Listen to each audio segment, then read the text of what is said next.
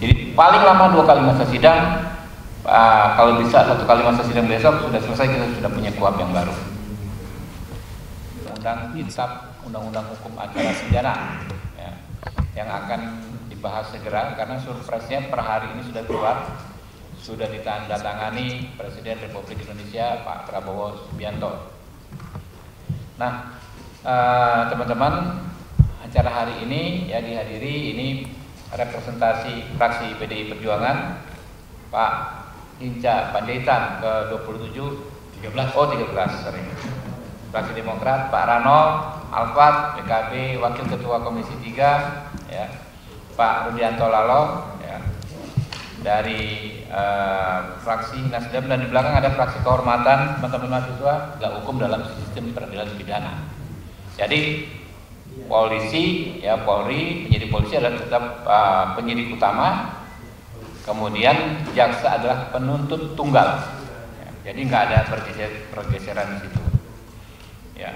Berikutnya KUHP baru mengandung ya banyak perbaikan sebagaimana saya bilang tadi, karena menyesuaikan dengan KUHP baru yang mengandung nilai restoratif ya, restitutif dan rehabilitatif ya.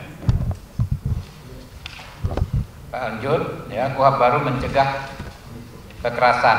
Nah, kita tahu kita sering mendapatkan persoalan kekerasan dalam penyidikan ya. Kayak kemarin waktu kita yang di Palu ada yang meninggal.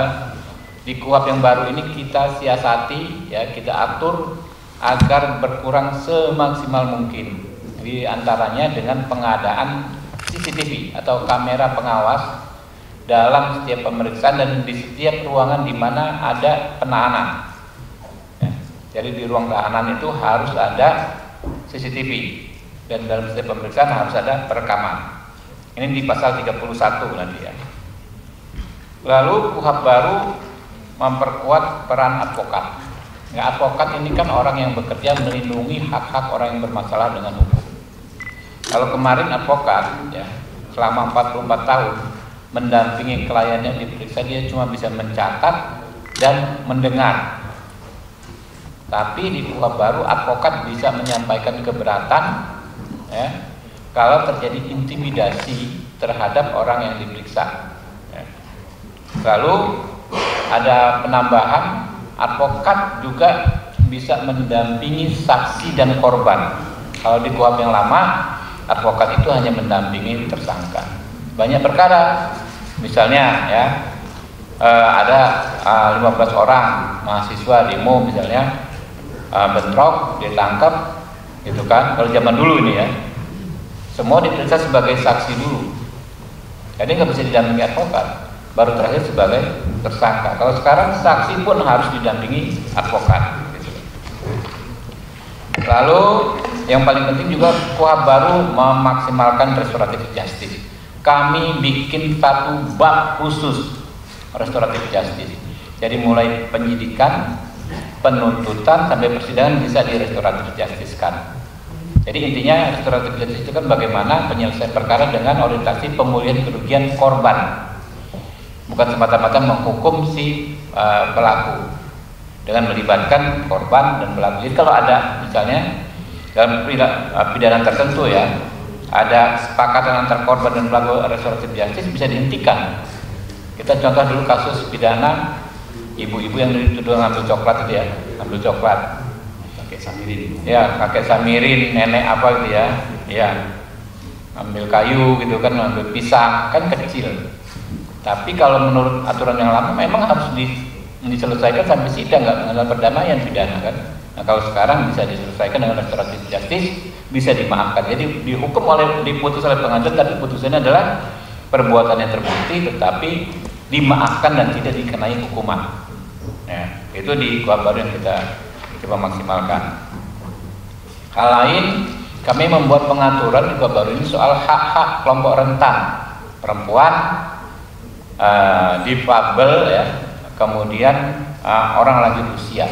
Ini kan akan ada kendala-kendala ketika mereka memproses hukum, menghadapi proses hukum, maka harus dapat perhatian yang khusus dan dilindungi hak-haknya.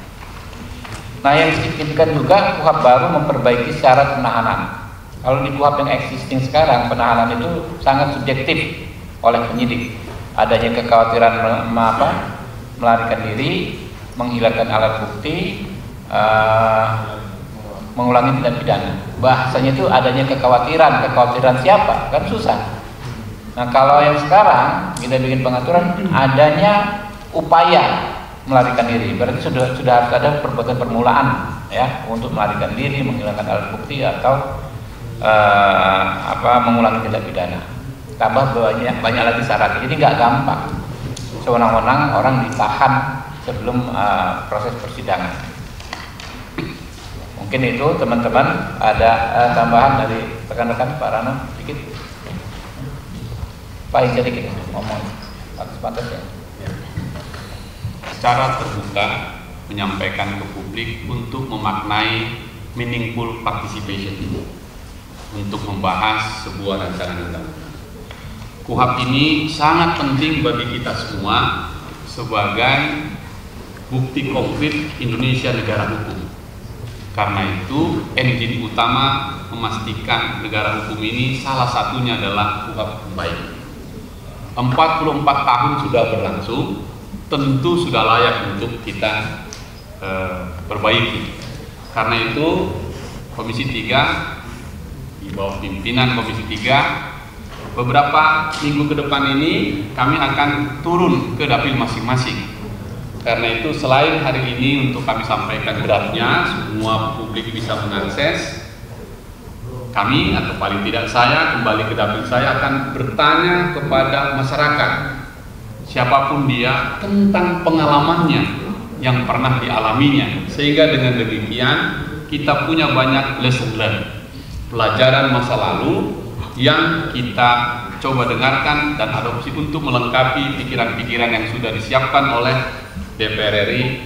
KUHP ini sebagai usul inisiatif dari DPR, nanti baru pemerintah masuk, baru kami bersama-sama. Intinya saya ingin menambahkan dari pimpinan tadi, semua kami di Komisi 3 akan kembali ke dapilnya masing-masing untuk menyerap dan mendengarkan aspirasi baik dari lingkungan kampus, kepolisian, kejaksaan, pengadilan, dan masyarakat luas, terutama juga kelompok-kelompok aktivis dan pejuang-pejuang di masyarakat sipil untuk kita dengarkan masukannya, untuk kita lengkapi KUHP kita ini. Karena itu kami menghimbau kepada seluruh masyarakat Indonesia, mari tumpahkan pikiranmu, kasih ide dan pikiranmu agar KUHP yang kita bahas bersama ini bisa memenuhi rasa keadilan kita semua. Itu saja begini. Ya, teman-teman, ini mungkin ada ini. Nah, simbolik bro, Mbak dipotong simbolik. Scan. Jadi jangan sampai kayak undang-undang TNI ada draft yang berbeda, yang beredar dengan yang kita bahas, ya. Yo. Coba. Ada yang mau coba? Udah ya? Bang, satu bang. Yes. Rahel dari kompas.com. Yes. Ya, kalau bisa ya jangan lebih dari 2 kali masa sidang, ya. Jadi kalau 2 kali masa sidang insya Allah sih siap ya teman-teman ya. KUHP ini pasalnya nggak terlalu banyak, nggak nyampe 300 pasal. Berbeda dengan KUHP kemarin berapa ratus pasal, 700-an pasal ya, lebih ya. Kemudian saya pikir nggak akan banyak dispute di KUHP ini, karena concernnya adalah memperkuat hak-hak orang yang bermasalah dengan hukum, apakah sebagai tersangka, sebagai saksi, sebagai korban, kita perkuat hak-haknya. Jadi paling lama 2 kali masa sidang. Jadi ini belum dihitung ya Pak ya. Kita baru akan kick off-nya, rakernya kemungkinan di awal masa sidang yang akan besok. Jadi kick off pembahasan ini kan penyusunan di undang-undang ini, penyusunan sudah selesai. Kick off pembahasannya kemungkinan awal masa sidang besok, karena ini kan sudah mau libur lebaran teman-teman ya, tinggal berapa hari. Tapi kalau teman-teman komisi nanti menyepakati, kami akan mengadakan rapat sirkuler raker awalnya ini minggu ini, nggak apa-apa juga, nggak ada masalah. Jadi paling lama 2 kali masa sidang, kalau bisa 1 kali masa sidang besok sudah selesai, kita sudah punya KUHP yang baru.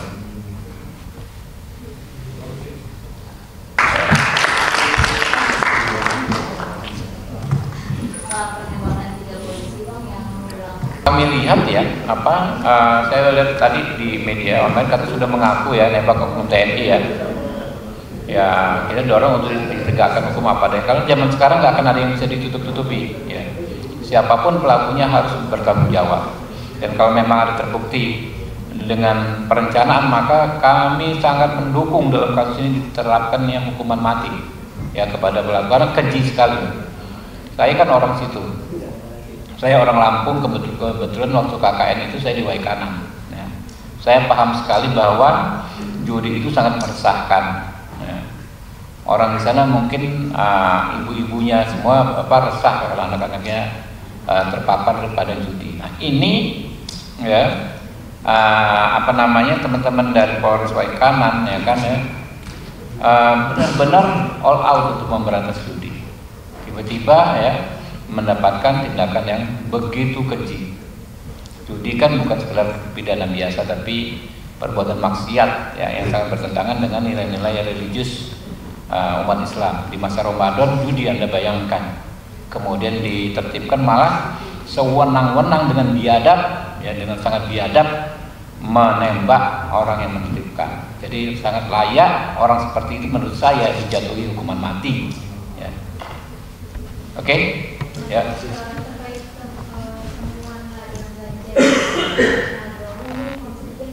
Ladang ganja kami juga baru tahu dari media. Kami punya jalur komunikasi ya, lancar komunikasi kami dengan pihak Polri ya, kami selalu berkomunikasi dan saya sudah meminta kepada LO Polri ya, Brigadir Jenderal Didi apa namanya itu?